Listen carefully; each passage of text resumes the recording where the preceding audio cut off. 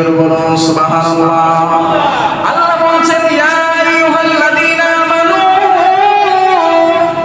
ওহে তোমরা যারা ঈমান এনেছো, হাল আদুল্লুকুম আলা তিজারাতিন, তোমরা আমি আল্লাহর সাথে ব্যবসা করো, তোমরা আমি আল্লাহর সাথে তিজারত করো।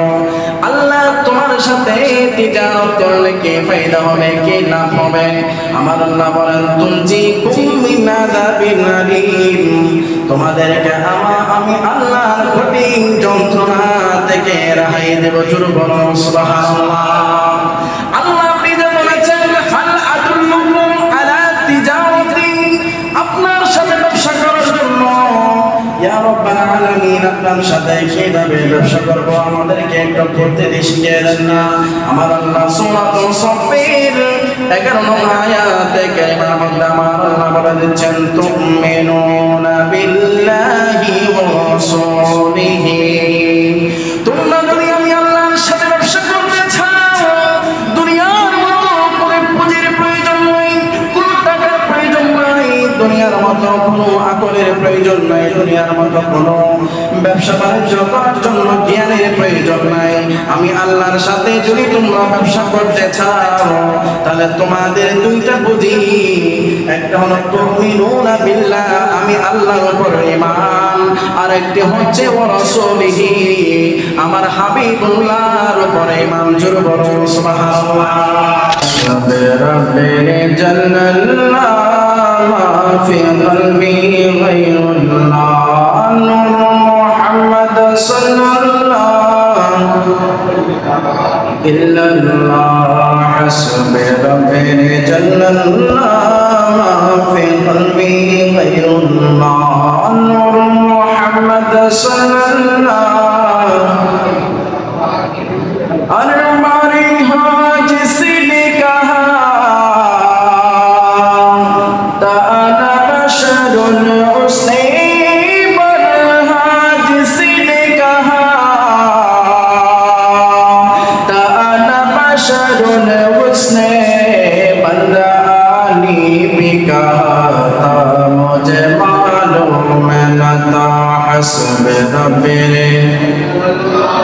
मा फी कल्बी गैरुल्लाह, नूर मुहम्मद ला इलाहा। রব্বুল আলামিন পবিত্র কালামে মাজিদের সূরাতুল হুজুরাতের 15 নং আয়াত কারিমার মধ্যে ইরশাদ করছেন ইন্নামাল মুমিনুনা আল্লাযীনা, নিঃসন্দেহে কোন সন্দেহ ব্যতীত মুমিনরা আমানু বিল্লাহি, যারা আল্লাহর উপর ঈমান আনবে। কার উপর বাবা? আল্লাহর উপর ঈমান আনবে। ওয়া রাসূলিহি, এবং রাসূলের উপর ঈমান আনবে। তাহলে আল্লাহ মুমিনদেরকে ডাক দিয়ে বলেন ওহে মুমিনরা, ওই সমস্ত মানুষরাই মুমিন, ওই সমস্ত মানুষরাই ঈমানদার যাদের অন্তরের ভিতরে আল্লাহর ওয়াহদানিয়তের একত্বতা পোষণ, নবীর রিসালতের বার্তা, নবীর রিসালতের মহব্বত যার অন্তরের ভিতর আছে, আল্লাহ বলছেন ওই ব্যক্তি মুমিন, ওই ব্যক্তি ঈমানদার। একটু জোরে বলুন সুবহানাল্লাহ।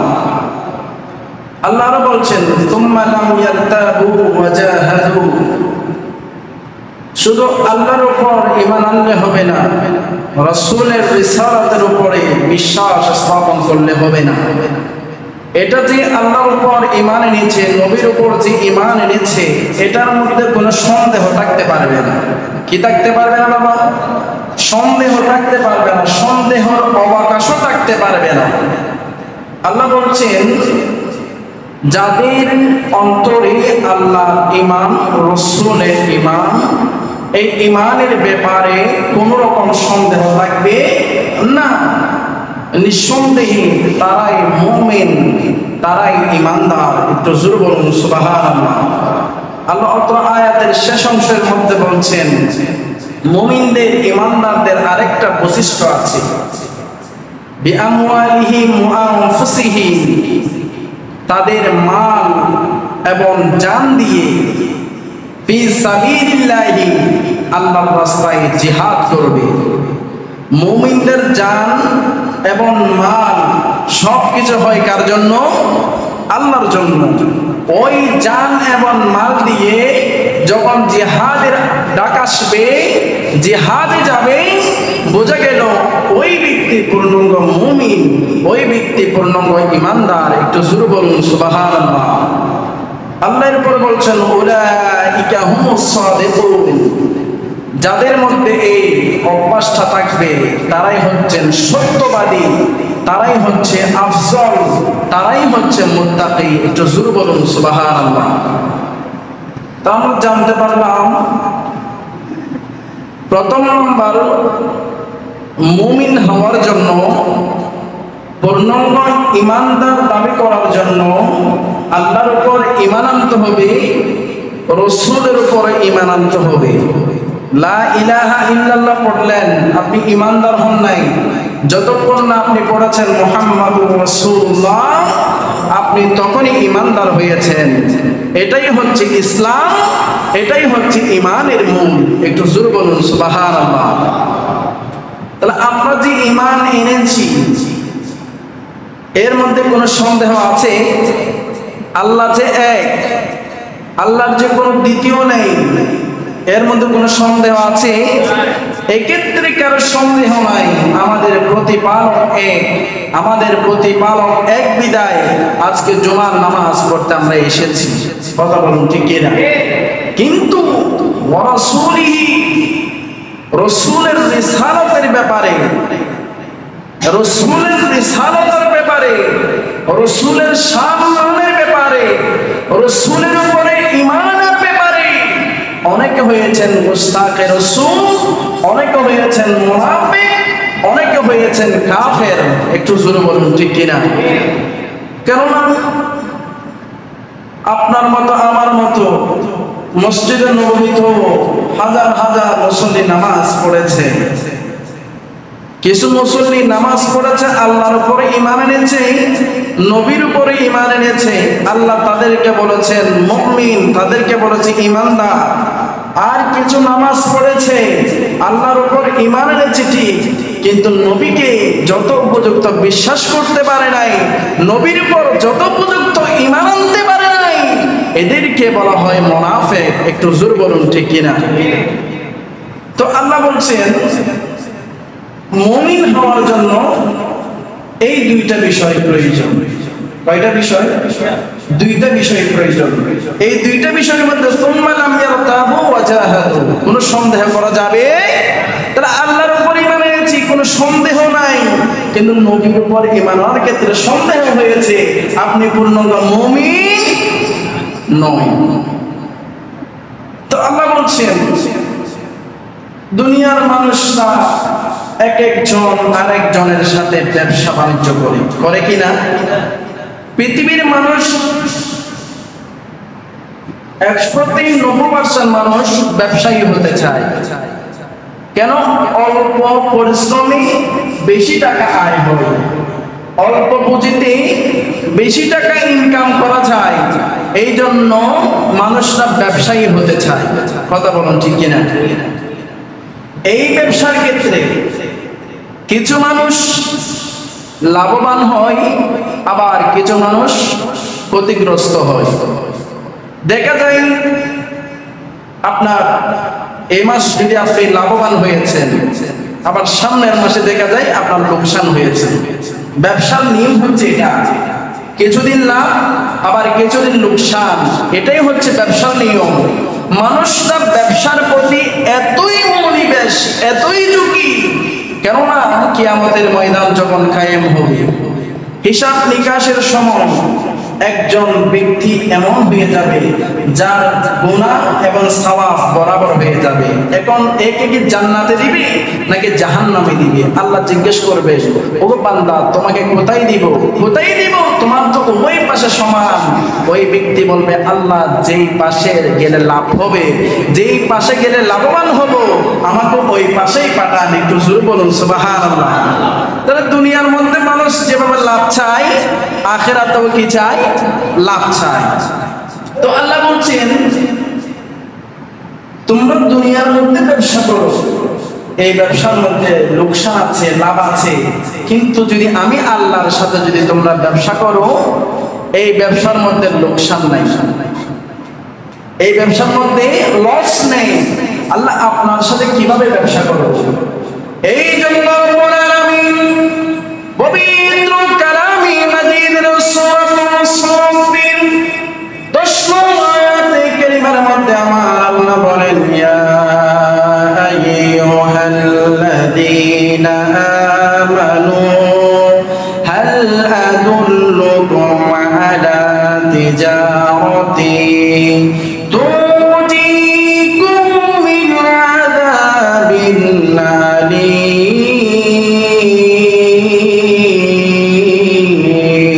জোরে বলুন সুবহানাল্লাহ। আল্লাহ বলছেন ইয়া আইয়ুহাল্লাযীনা আমানু,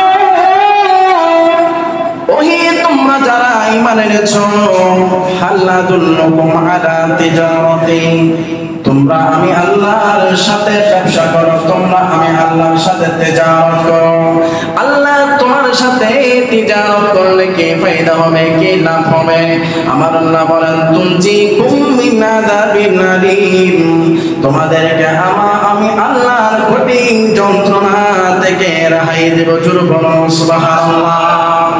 আল্লাহ আপনি যে বলেছেন হাল আদুল্লুকুম আলা তিজারাতি, আপনার সাথে ব্যবসা করার জন্য, ইয়া রাব্বাল আলামিন আপনার সাথে কিভাবে ব্যবসা করব আমাদেরকে একটু পদ্ধতি শিখিয়ে দেন না। আমার আল্লাহ সূরাতুল সাফফির 11 নম্বর আয়াতে কারিমার মধ্যে আমার আল্লাহ বলে দিচ্ছেন তুমিনুনা বিল্লাহি ওয়া রাসূলিহি, তোমরা যদি আমি আল্লাহর সাথে ব্যবসা করতে চাও, দুনিয়ার মতো কোনো পুঁজির প্রয়োজন নাই, কোনো টাকার প্রয়োজন নাই, দুনিয়ার মতো কোনো আকলের প্রয়োজন নাই, দুনিয়ার মতো কোনো ব্যবসা বাণিজ্য করার জন্য জ্ঞানের প্রয়োজন নাই। আমি আল্লাহর সাথে যদি তোমরা ব্যবসা করতে চাও, তাহলে তোমাদের দুইটা পুঁজি, একটা হলো তুমিনুনা বিল্লাহ, আমি আল্লাহর উপর ঈমান, আর একটি হচ্ছে ওয়া রাসূলিহি, আমার হাবিবুল্লাহর উপর ঈমান। জোরে বলুন সুবহানাল্লাহ। আল্লাহর সাথে ব্যবসা করার জন্য দুইটা খুনের প্রয়োজন, দুইটা ক্যাপাসিটির প্রয়োজন। একটা হলো আল্লাহর ঈমান, আল্লাহর উপর ঈমান আনা, আর একটা হলো নবীর উপর ঈমান আনা। আমার আল্লাহ বলেন ওয়া তুজাহিদুনা ফি সাবিলিল্লাহি বিআমওয়ালিকুম ওয়া আনফুসিকুম। আল্লাহ বলেন আমি আল্লাহর উপর ঈমান আনবা, ওয়া রাসূলিহি, রাসূলের উপর ঈমান আনবা। তাহলে এই দুইটা জিনিস তোমাদের ব্যবসার পুঁজি, এই দুইটা জিনিস নিয়ে যদি তোমরা শুরু করো, ওই শুরুটা যদি হয় ওয়া তুজাহিদুনা ফি সাবিলিল্লাহি, আমি আল্লাহর রাস্তার মধ্যে জিহাদের জন্য হয়, ওই জিহাদটা কেমন হবে? আমার আল্লাহ বলছেন বিআমওয়ালিকুম, মুমিনদের মাল দিয়ে হবে। একটু জোরে বলুন সুবহানাল্লাহ। আল্লাহ বলছেন ব্যবসা হবে মাল দিয়ে। আল্লাহ মালটা কি? আমার আল্লাহ বলছেন আমি বলে দিয়েছি তুমিনুনা বিল্লাহ, আমি আল্লাহর সাথে ব্যবসা করার জন্য প্রথম নম্বর পুঁজি হলো মাল হলো আমি আল্লাহর উপর ঈমান, ওয়া রাসূলিহি 2 নম্বর পুঁজি হলো রাসূলের প্রতি ঈমান। আল্লাহ এই দুইটা পুঁজি যদি থাকে, তাহলে আপনার সাথে ব্যবসা করা যাবে। আবার আপনি বলছেন এই দুইটা পুঁজি নিয়ে যদি কেউ জিহাদের ময়দানে জানমাল মাল নিয়ে যায়, ওই ব্যক্তিকে আপনি বলেছেন পূর্ণাঙ্গ মুমিন। আল্লাহ জানতে চাই কারা পূর্ণাঙ্গ মুমিন। আমার আল্লাহ বলেন যারা জিহাদ করে বিআমওয়ালিহিম ওয়া আনফুসিহিম। এই আয়াতের তাফসীরের মধ্যে দেখতে পাইলাম সাহাবায়ে কেরাম আমার নবীর কাছে এসে জিজ্ঞেস করলেন, ইয়া রাসূলুল্লাহ ক্বালু মাল জিহাদুল আকবার, ইয়া রাসূলুল্লাহ বড় জিহাদ কি? বড় জিহাদ কোনটা আমাদেরকে একটু বলেন না, যেন আমরা যে জিহাদ করতে পারি, যেন আমরা জিহাদ করতে পারি। আমার নবী বলেন বলা জিহাদুল কলবে, বড় জিহাদ হলো নিজের নফসের প্রতি জিহাদ করা। জোরে বলো সুবহানাল্লাহ। কিন্তু আমরা মনে করি তরবারি নিয়ে, অস্ত্র নিয়ে, বোমা নিয়ে যদি আমরা যুদ্ধ করি এটাই বড় যুদ্ধ। না না, আমার নবী বলছেন সব চাইতে বড় যুদ্ধ হলো জিহাদুল কলব, অন্তরের যে হৃৎপিণ্ড আছে, যে কলব আছে, ওই কলবের সাথে জিহাদ করা হচ্ছে সব চাইতে বড় জিহাদ। একটু জোরে বলুন সুবহানাল্লাহ। আমার নবীকে প্রশ্ন করলেন সাহাবায়ে কেরাম, ইয়া রাসূলুল্লাহ, ইয়া হাবিবাল্লাহ, নবী কিভাবে অন্তরের সাথে জিহাদ করব? এই কলবের জিহাদ কিভাবে অর্জন করব? আমার নবী বলেন, প্রাণের সাহাবীরা, অন্তরের কলব, অন্তরের সাথে জিহাদ, এটা এমন একটা জিহাদ, এই জিহাদ তরবারের জিহাদকে হার মানায়। আমি নবী যখন উহুদের ময়দানে জিহাদ করার জন্য ডাক দিলাম, ওই সময়ের মধ্যে কিছু সাহাবী এমন ইমানে পরিপূর্ণ ছিল, তারা তরবার নিয়ে আমি নবীর পিছনে পিছনে চলে এসেছে। কিন্তু আবার অনেক মুসলমান নামদারি মুনাফিক ছিল, তাদের ঈমান দুর্বল ছিল, তাদেরকে ওই নফসে ধোঁকা দিয়েছে। জিহাদের মধ্যে গেলে মওত হবে সন্তানের চিন্তা ওই নফসে ঢুকিয়ে দিয়েছে, তারা জিহাদের ময়দানে যায় নাই। আমার নবী বলেন, ওই তরবারে জিহাদের চাইতে তাদের নফসের জিহাদ হলো বড়। তার নফসের সাথে সর্বপ্রথম জিহাদ করতে পারে নাই, তারা তরবারে দিয়েও জিহাদ করতে পারবে না। জোরে বলুন সুবহানাল্লাহ। নফসের জিহাদ কেমন? মসজিদে আযান হয়েছে, নামাজের সময় হয়েছে, আপনি মসজিদের পাশ দিয়ে হেঁটে যাচ্ছেন, এমন সময় আপনার মন বলছে নামাজের ওয়াক্ত হয়েছে, নামাজ কেন পড়েনি? আবার আপনার ওই কলব বলছে না না, একটু পড়ে পড়বো, একটু পড়ে নামাজে যাব, আমার কাজটা পড়ে আছে, কাজ আগে করতে হবে। আপনার মন বলে নামাজ পড়ার জন্য, আপনার কলব বলে ওই শয়তানের কলব বলে নামাজ একটু পড়ে পড়ার জন্য। দেখা গেলে একটু পড়ে পড়তে পড়তে মাগরিবের সময় হয়ে গেল, নামাজের বক্ত চলে গেল। এমন মানুষ আছে কি নাই? আমার নবী বলছেন, ওই কলবের সাথে যারা জিহাদ করে, ওই কলবের সাথে যারা জিহাদ করে, মন বলেছে নামাজ পড়ার জন্য, আবার শয়তানের কলব বলছে নামাজ না পড়ার জন্য। যে কলবের সাথে প্রতিযোগিতা করে নামাজের মধ্যে আসলো, ওই ব্যক্তি সব চাইতে বড় জিহাদ অর্জন করলো। আমার নবী বলেন, কোন মানুষ যদি মসজিদের মধ্যে দান করার জন্য, গরিব মানুষদেরকে কেনা খাওয়ানোর জন্য, এতিম মিসকিনদেরকে, অনাহার মানুষদেরকে খাওয়ানোর জন্য কোন মানুষ ইচ্ছা পোষণ করেছে, ওই মানুষের মন যদি দুই ভাগ হয়, একবার বলে খাওয়াবো, আবার বলে খাওয়াবো না, তাহলে মন যেটা ভালো ওইটা করাটা নফসের সাথে জিহাদ, আর না করাটা শয়তানকে প্রশ্রয় দেওয়া, শয়তানের পক্ষে নেওয়া। মসজিদের মধ্যে আপনি আসলেন, আপনি চিন্তা করলেন মসজিদের মধ্যে দান করলে ফায়দা আছে, ওই মসজিদের দানটা খরচে হাসনাময় কিয়ামতের ময়দানে কঠিন হাসর নসরি পাওয়া যাবে। মসজিদের মধ্যে দান করলে ফায়দা হবে, কিন্তু আপনার ওই কলব বলছে না না, যদি তুমি মসজিদের মধ্যে দান করো তোমার পকেটের টাকা কালি হয়ে যাবে, তুমি কি করবা? আপনার ওই কলব বলছে না দেওয়ার জন্য, আপনার মন বলছে, নফসে মুতমাইন্না বলছে দাও দাও, মসজিদের মধ্যে দিলে বিপদ থেকে রক্ষা পাবে, মসজিদের মধ্যে 1 টাকা দিলে 10 টাকা পাওয়া যায়, 10 টাকা দিলে 100 টাকা পাওয়া যায়। শয়তান বলছে না না, ওই টাকা তোমার প্রয়োজন। আপনি যদি ওই নফসকে পিছনে ফেলে, ওই নফসের সাথে শয়তানের সাথে জিহাদ করে আপনি যদি মসজিদ মাদ্রাসার মধ্যে দান করতে পারেন, তাহলে বোঝা গেল আপনার ওই দানটা হলো বড় জিহাদ। জোরে বলুন সুবহানাল্লাহ।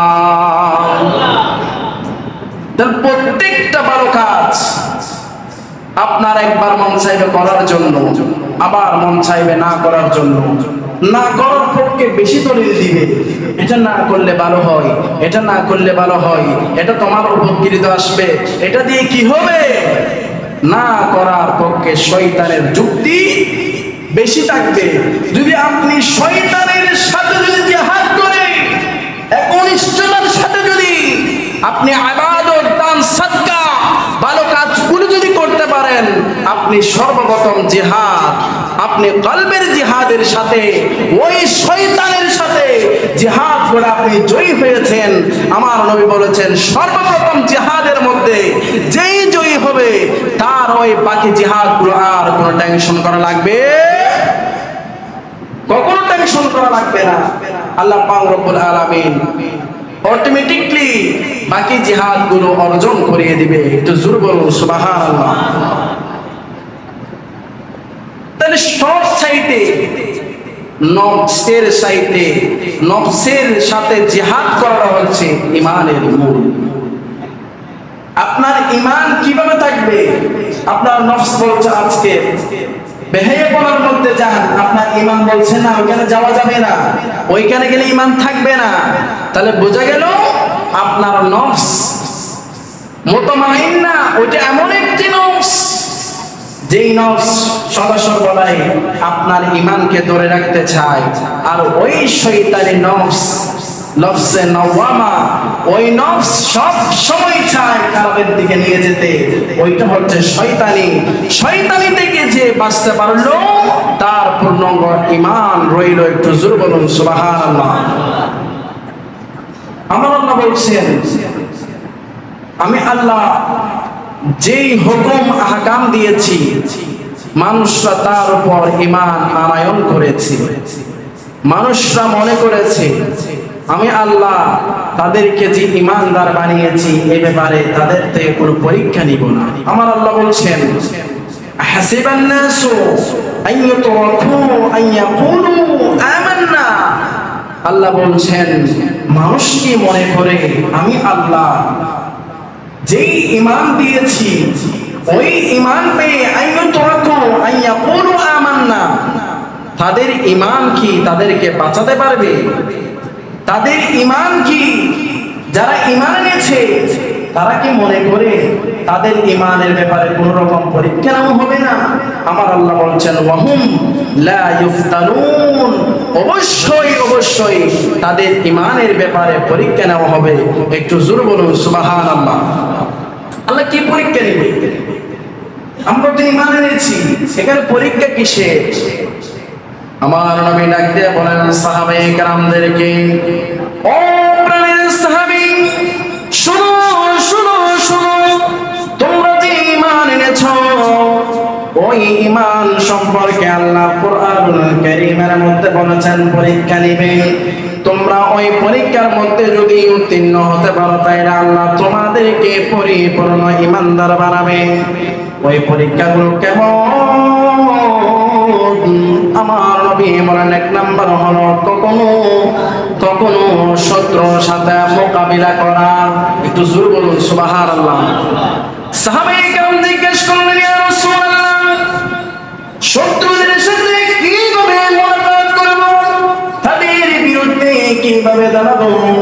আমরা শত্রু কিভাবে চিনব? আমার নবী বলেন যারা আল্লাহর ওয়াহদানিয়তের সাথে শিরক করবে তোমরা তার বিরুদ্ধে দাঁড়াবা। যারা নবীর রিসালাতের উপরে গালিগালাজ করবে, নবীর রিসালাতের উপর মানখানি করবে, তোমরা তার বিরুদ্ধে জিহাদ করবা।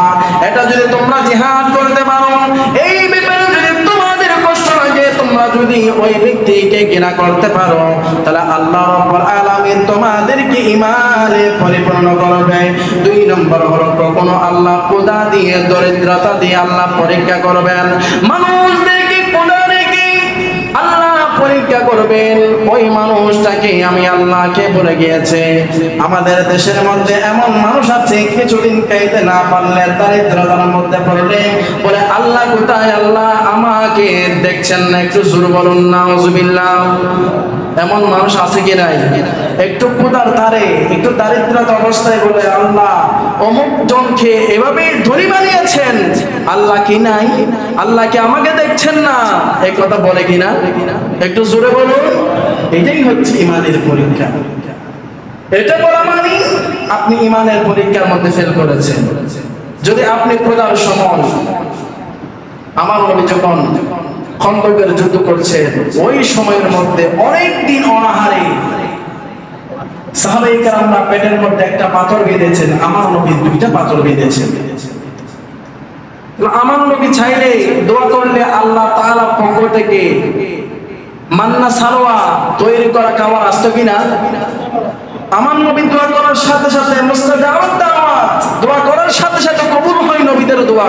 তাহলে আমার নবী দোয়া করেন নাই কেন? এটা উম্মতকে শিক্ষা দেওয়ার জন্য, এটা উম্মতদেরকে শিক্ষা দেওয়ার জন্য। এটাই শিক্ষা। খোদা এটা একটা আল্লাহর ইমানের পরীক্ষা, দারিদ্রতা একটা ইমানের পরীক্ষা। এই দারিদ্রতা সারা জীবন থাকে না। যারা যেই দারিদ্রতার সময় আল্লাহর উপর ঈমান রেখে 5 ওয়াক্ত নামাজ পড়ে আল্লাহর হুকুম আহকাম মেনে যারা জীবন যাপন করতে পেরেছে, আল্লাহ এক সময় তাদেরকে ধনী রূপে রূপান্তরিত করে। একটু জোর বলুন সুবহানাল্লাহ। একটু আপনি খোঁজ খবর নিয়ে দেখেন, আজকে যাদেরকে আপনারা আইডল মানছেন, যাদের বিলিয়ন বিলিয়ন টাকা পয়সা আছে, অনেক মানুষ তাদের মধ্যে এক সময় ভাত খেতে পারে নাই। দারিদ্রতায় এমন হয়েছে লেখাপড়া করতে পারে নাই, এমন শিক্ষাপতি আছে। তার মানে বোঝা গেল, আপনি যদি তার কাছে জিজ্ঞেস করেন আপনি কিভাবে এই দারিদ্রতা থেকে উঠে এসেছেন, ওই ব্যক্তি এক নাম্বার বলবে ধৈর্য ধারণ করেছি, আল্লাহর উপর ভরসা করেছি, আল্লাহই আমাকে ওই দারিদ্রতা থেকে আজকে এতটুকুর মধ্যে এনেছে। একটু জোরে বলুন সুবহানাল্লাহ। 3 নাম্বার হচ্ছে আমার নবী বলেন কখনো রূপ বেদি দিয়ে আল্লাহ পরীক্ষা করবে। যেমন আল্লাহ রাব্বুল আলামিন হযরত আইয়ুব আলাইহিস সালাতু ওয়াস সালামকে দীর্ঘ অনেক বছর রূপ বেদি দিয়ে আক্রান্ত করে রেখেছেন, আক্রান্ত করে ঈমানের পরীক্ষা নিয়েছেন। আইয়ুব নবী চাইলে দোয়া করলে সাথে সাথে সুস্থ করে দিতেন।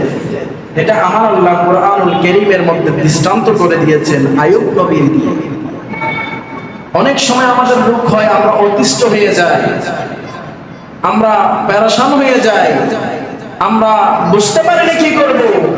ওইটাও একটা ঈমানের পরীক্ষা। ওই সময়ের মধ্যে হতে পারে আল্লাহ আমাকে অসুস্থ দিয়ে আমার ঈমানের পরীক্ষা নিচ্ছে। ঈমানের পরীক্ষা তখনই পাস করব যখন ওই অসুস্থ অবস্থায় আমার আপনার ধৈর্য ধারণের ক্যাপাসিটি থাকবে, ধৈর্য ধারণের আমাদের সর্বোচ্চ পর্যায়ের ধৈর্য থাকবে। তখনই আমরা ঈমানদার হিসেবে আল্লাহর কাছে কবুল করব। অনেক সময় দেখা যায় আল্লাহ কখনো জেলখানার মধ্যে নিয়ে আপনাকে ঈমানের পরীক্ষা করবে। এটা কেমনে যাবে? আপনাকে কি কোন প্রশাসন এমনি তোর জেলখানার মধ্যে নিয়ে যাবে? নিয়ে যাবে না। এটার মধ্যে বাক আছে। আপনি কোন কারণে করে জেলখানার মধ্যে গেছেন, তাহলে এটা আপনার জন্য পরীক্ষা নয়, এটা আপনার সাজা। অনেক সময় দেখা যায় কোন মানুষ অপরাধ করে নাই, নিরপরাধে মানুষরা জেলখানায় যায়। কথা বলো ঠিক কিনা? ওই মানুষ হয়তোবা আল্লাহ এটা দিয়ে তার থেকে পরীক্ষা নিচ্ছে। এটার মাধ্যমে আল্লাহ পরীক্ষা নিচ্ছে। কেননা রব্বুল আলামিন হযরত ইউসুফ আলাইহিস সালাতু ওয়াস সালামকে ওই জেলখানার মধ্যে পাঠিয়ে আল্লাহ পরীক্ষা নিয়েছেন। পরীক্ষার মধ্যে ধৈর্য ধারণ করে উত্তীর্ণ হয়েছেন। আল্লাহ তিনাকে মিশরের বাদশা বানিয়ে দিয়েছেন। একটু জোরে বলুন সুবহানাল্লাহ। তাহলে ঈমানের পরীক্ষায় আমাদের অবশ্যই অবশ্যই পাস করতে হবে। ঈমানের পরীক্ষায় যদি আমরা ফেল করে ফেলি, তাহলে বাকি কোনো আমল আমাদের কোনো কাজে আসবে না। তাহলে ঈমানের সর্বোচ্চ ক্যাটাগরি হচ্ছেন আমার হাবিব রাসূলুল্লাহ মুহাম্মদ রাসূলুল্লাহ সাল্লাল্লাহু আলাইহি ওয়াসাল্লাম। এই ব্যাপারে কুরআনুল কারীমের মধ্যে এসেছেন ইয়া আইয়ুহাল্লাযীনা আমানুত্তাকুল্লাহ। আল্লাহ বলছেন ওহে আমার ঈমানদাররা, তোমরা আমি আল্লাহকে ভয় করো। ওয়া আমিনু বিরাসূলিহি, এবং রসুলের উপর ঈমান আনুন। আল্লাহ আপনাকে ভয় করলে, রসুলের উপর ঈমান আনলে আমাদের কি ফায়দা হবে? আল্লাহ বলছেন ইউতিকুম কিফলাইনি মিন রাহমাতি। আল্লাহ বলছেন যদি তোমরা আমি আল্লাহকে ভয় করো, রসুলের উপর ঈমান আনো। রসুলের উপর ঈমান কি? আমার নবী যা করতে বলেছেন তাই করা, যা করতে নিষেধ করেছেন তা থেকে বেঁচে থাকা হচ্ছে রসুলের উপর ঈমান। তাহলে যদি আল্লাহকে ভয় করি, রসুলের উপর ঈমান আনি, আল্লাহ বলছেন আল্লাহ তোমাদেরকে দ্বিগুণ রহমত দিয়ে ভরপুর করে দিবে। একটু জোর বলুন সুবহানাল্লাহ। শুধু এতটুকুর মধ্যে সমাপ্ত নয়, আল্লাহ বলছেন ওয়ায়াজআল লাকুম নূরান। আমার নবীকে, আমার নবীর উপর যদি তোমরা ঈমান আনো, আমার নবী তোমাদেরকে এমন নূরের আলোতে নূরানি করবে, প্রদর্শিত করবে, ওই নূরের আলোতে তোমরা জীবন সাজাতে সবাই একটু জোর বলুন সুবহানাল্লাহ। তামশুনা বিহি। তোমরা আল্লাহর উপর ঈমান আনা, আল্লাহকে ভয় করা, নবীর উপর ঈমান আনা, নবীকে যথোপযুক্ত সম্মান করা, তাজিম করা, মানার মতো মানলে তোমাদেরকে যে নূর দেওয়া হবে, ওই নূরের মাধ্যমে তোমাদের দুনিয়া এবং আখিরাত জীবন সাফল্য পেয়ে যাবে। একটু জোর বলুন সুবহানাল্লাহ। আল্লাহ বলছেন ওয়ায়াগফির লাকুম। শুধু এটা নয়, তোমাদের জীবনের সমস্ত গুনাহ আল্লাহ ক্ষমা করে দিবে। আল্লাহ বলছেন আল্লাহু গফুরুর রহিম। আমি আল্লাহ হচ্ছি ক্ষমাকারী, আমি অতি ক্ষমাকারী। আমি আল্লাহর মতো ক্ষমাকারী পৃথিবীর মধ্যে কেউ নেই। তাহলে আমার নবী হাদিসের মধ্যে কি বলছেন? আসুন বুখারী শরীফের 25 নম্বর হাদিস। عن أبي هريرة رضي الله تعالى عنه أن رسول الله صلى الله عليه وسلم আমার নবীকে প্রশ্ন করলেন সুইলা আইয়ু আমালি আফদালু, ইয়া রাসূলুল্লাহ সবচাইতে আফজল আমল কোনটা? আমার নবী বলছেন ফাকালা ঈমানু বিল্লাহি ওয়া রাসূলিহি। সবচাইতে আফজল আমল হচ্ছে আল্লাহর উপর ঈমান আনা, ওয়া রাসূলিহি, রাসূলের উপর ঈমান আনা। একটু জোরে বলুন সুবহানাল্লাহ। আরেকটি হাদিসে কারিমা বলছি, হাদিসে কারিমাটা বুখারী শরীফের 35 নম্বর হাদিসের মধ্যে নোট হয়েছে। عن أبي هريرة رضي الله تعالى عنه قال قال رسول الله صلى الله عليه وسلم فوالذي نفسي بيده لا يؤمن أحدكم حتى أكون أحب إليه মিন ওয়ালিদিহি ওয়া ওয়ালাদিহি। অন্য রিওয়ায়াতের মধ্যে এসেছেন মিন ওয়ালিদিহি ওয়া ওয়ালাদিহি ওয়ান নাসি আজমাইন। আমার নবী বলছেন কোন মানুষ অতক্ষণ পর্যন্ত পূর্ণাঙ্গ ঈমানদার হতে পারবে না যতক্ষণ না ওই মুমিন যে দাবি করে, ঈমানদার দাবি করে, তার ভিতর আমি নবীর মুহাব্বত তার ছেলের চাইতে, তার সন্তান সন্ততির চাইতে, জায়গা জমিনের চাইতে, সমস্ত আপন মানুষের চাইতে যতক্ষণ পর্যন্ত না আমি নবী তার কাছে প্রিয় হতে পারছি, ততক্ষণ পর্যন্ত সে মুমিন নয়। হুজুর বলবেন না সুবহানাল্লাহ। তাহলে বোঝা গেল সব কিছুর চাইতে যদি নবীকে বেশি মহব্বত করা হয়, যেভাবে প্রত্যেকটা জায়গায় আমি অনেক কোরআনুল কারীমের আয়াত বলছি, প্রত্যেক জায়গায় বিল্লাহি ওয়া রাসূলিহি, আল্লাহর উপরে বানানো, রাসূলের উপরে বানানো। একটা জায়গার মধ্যে আমার আল্লাহর নাম বলে রাসূলুল্লাহর নাম বাদ দেয় নাই। কথা বলুন ঠিক কিনা? আমার আলোচনাগুলো রেকর্ড হচ্ছে, প্রত্যেকটা কোরআন আয়াত আমার নোট আছে, প্রত্যেকটা আয়াতে আল্লাহর কথার সাথে আমার নবীর কথা এনেছে। তাহলে আমার নবী বলছে আল্লাহর উপর ঈমান তো এনেছো, সর্বোচ্চ ঈমান এনেছো, তোমাকে ঈমানদার বলা হবে না যতক্ষণ পর্যন্ত না তোমার সমস্ত কিছুর চাইতে আমি নবী তোমার কাছে বেশি প্রিয় হতে পারছি। তাহলে নবীকে সব চাইতে প্রিয় জানাটা হচ্ছে ঈমানের মূল। একটু জোরে বলুন সুবহানাল্লাহ।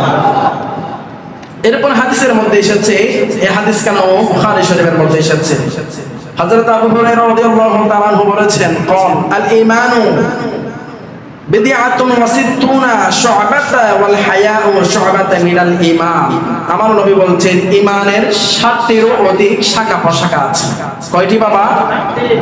60 না, 60 এর উপরে 60, 06 আপনার 60 অথবা 60, এই 60টির উপর ঈমানের শাখা প্রশাখা আছে। এই শাখা পোশাকের মধ্যে অন্যতম একটি শাখা পোশাক হচ্ছে ওয়াল হায়াউ শুবাতুম মিনাল ঈমান, লজ্জাস্থানকে হেফাজত করা এটাও একটি ঈমানের মূল। একটু জোরে বলুন সুবহানাল্লাহ। সময় সংক্ষেপ, এজন্য বিস্তারিত বলতে পারছি না। এবার আসুন আমরা জানবো ঈমান কয়টি বিষয়ের উপর আমাদের ঈমান আনতে হবে, যেটা আমরা ঈমানে মুফাসসালের মধ্যে পাবো। আমানতু বিল্লাহি, আল্লাহর উপর ঈমান আনা, ওয়া মালাইকাতিহি, ফেরেশতাগণের প্রতি ঈমান আনা, ওয়া কুতুবিহি, আল্লাহ যে সমস্ত কিতাব দুনিয়ার মধ্যে পাঠিয়েছেন, সহিফা পাঠিয়েছেন, ওই সমস্ত সহিফার উপর ঈমান আনা। ঈমান আনা মানে ওই অনুযায়ী চলা নয়, ঈমান আনতে হবে এটা। এরপরে বলেছেন ওয়া রাসূলিহি, যতগুলো দুনিয়ার মধ্যে রাসূল এসেছে তারা যে আল্লাহ প্রদত্ত রাসূল, তাদের উপর ঈমান আনা। ওয়াল ইয়াউমিল আখির, আখিরাতের উপর, পরকালের প্রতি ঈমান আনা। এরপর বলা হয়েছে খায়রিহি ওয়া শাররিহি, আপনার তকদিরের ভালো মন্দ, যে কিছুদিন খারাপ যাবে, আগে বলেছিলাম কিছুদিন খারাপ যাবে, তাহলে এই সময় ধৈর্য ধারণ করতে হবে। আবার কিছুদিন খারাপ যাবে, এটা মনে রাখতে হবে আপনার তকদিরের মধ্যে যা আছে তাই করছে। এই তকদির পরিবর্তন হবে একমাত্র দোয়ার বদলতে। তাহলে দোয়া করলে, আল্লাহর কাছে চাইলে আল্লাহ আমাদের তকদিরকে পরিবর্তন করতে পারে। ইনশাআল্লাহ এই বিষয় নিয়ে আরেকদিন আলোচনা করব। এরপরে বলেছেন মিনাল্লাহি তাআলা ওয়াল বা'থি বাদাল মাউত, আমাদের যে মৃত্যুবরণ করতে হবে, এই মৃত্যুবরণ সম্পর্কে ঈমান আনতে হবে। এই ঈমানে মুফাসসালের মধ্যে যে 6টি বিষয় উল্লেখ হয়েছে, এই বিষয়ের প্রতি ঈমান আনা আবশ্যক। এই বিষয়গুলোর প্রতি ঈমান আনতে হবে। আল্লাহ পাক আমাদের সকলকে এই বিষয়গুলোর উপর পূর্ণাঙ্গ ঈমান আনার সেই তৌফিক নসিব করে সকলে পড়ি আমিন। আসুন, এই যে সমস্ত কথাগুলো বলেছি এতক্ষণ পর্যন্ত, আমি সবগুলো হচ্ছে ঈমানের মূল। এই ঈমান থেকে যে আমাদেরকে সরিয়ে দেয়, ঈমান থেকে যে আমরা গাফেল হয়ে যাই, ঈমান থেকে যে আমরা বেঈমান হয়ে যাই, তার প্রথম নম্বর শত্রু হচ্ছে শয়তান। আল্লাহ এই শয়তানকে প্রকাশ্য শয়তান বলেছে, প্রকাশ্য শত্রু। আল্লাহ বলছেন ইয়া আইয়ুহাল্লাযীনা আমানু উদখুলু ফিস-সিলমি কাফা, তোমরা পরিপূর্ণরূপে ইসলামের মধ্যে প্রবেশ করো। কেন প্রবেশ করবে না?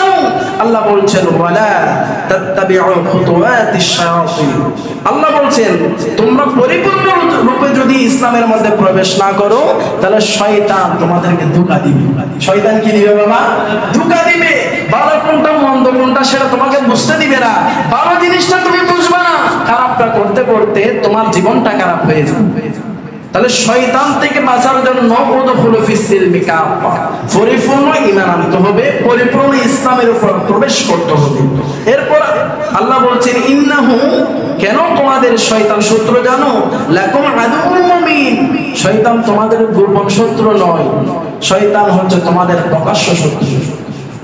তোমাদের প্রকাশ্য শত্রু, তোমাদেরকে নামাজ পড়তে দিচ্ছে না, তোমাদেরকে ভালো কাজ করতে দিচ্ছে না, মসজিদে দান করতে দিচ্ছে না, তোমাদেরকে এতিমদেরকে খাত বলিয়ে দেওয়া, তোমাদেরকে এতিমদেরকে খানা খাইয়ে দেওয়া, ভালো কাজগুলো করতে দিচ্ছে না। তোমাদের একমাত্র প্রকাশ্য শত্রু সেটা হচ্ছে আদুউন শয়তান। ওই শয়তান হচ্ছে তোমাদের প্রকাশ্য শত্রু। আল্লাহ পাক আমাদের সকলকে ওই প্রকাশ্য শত্রু শয়তান থেকে হেফাজত করার সেই তৌফিক নসিব করে সকলে পড়ে আমিন।